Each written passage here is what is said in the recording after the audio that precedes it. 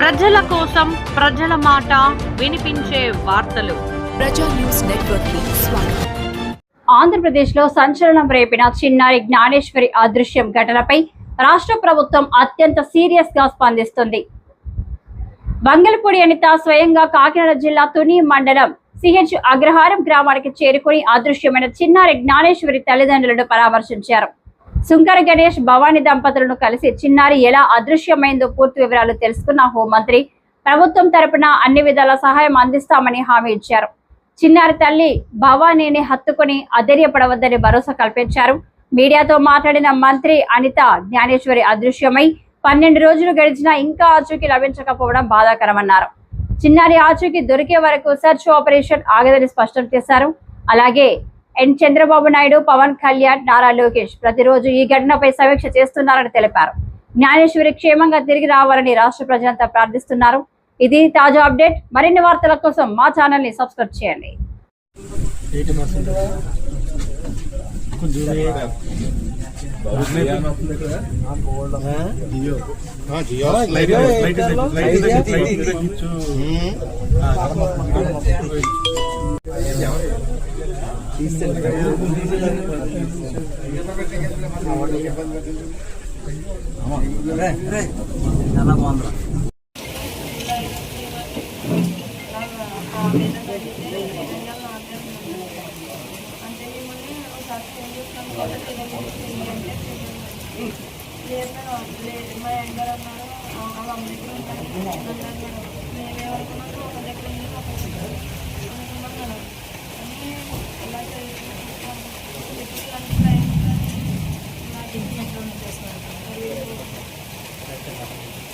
చిన్నప్పటి నుంచి ఇక్కడ ఇదే ఇంట్లో ఇదే లొకేషన్ ఫామ్ లోకి వచ్చిన సంవత్సరాలు ఇదే ప్లేస్ ఇదే ఇంట్లో 23 సంవత్సరాలుగా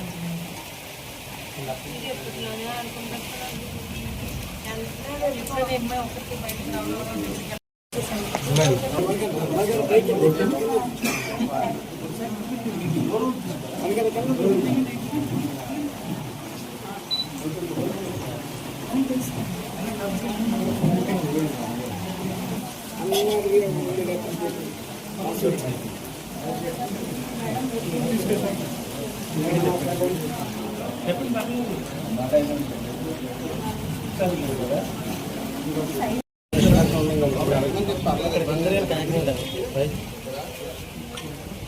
అవి చేయవద్దు ఇంకా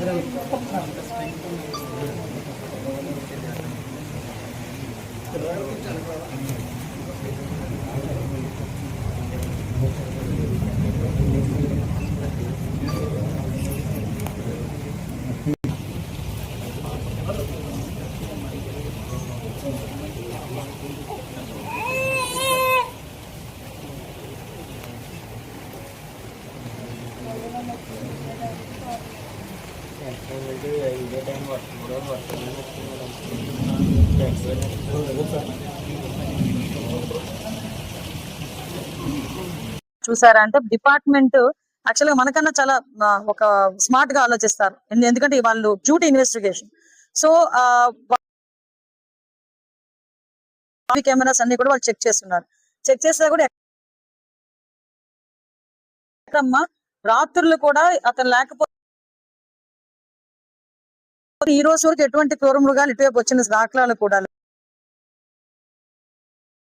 అంటే ఎప్పుడు కూడా అలాంటి లేవమో చిన్న చిన్న ఇదే ప్లేస్ లో యాంగిల్ లోని కూడా ఇంకా ఫార్వర్డ్ యాంగిల్స్ కూడా మీకు తెలియాలమ్మా. ఈ చుట్టుపక్కల గ్రామంలో ప్రతి ఇంటిని కూడా చాలా మంది కొంతమంది అయినా కూడా ఈ చుట్టుపక్కల గ్రామం ప్రతి ఇంటిని కూడా విచారించి ఈ రోజు తీసుకొచ్చిన విషయంలో అలసత్వం లేదు. ఆ చంటి చర్యలు అన్ని ఎంక్వైరీ పార్ట్స్ అన్ని చేసాము.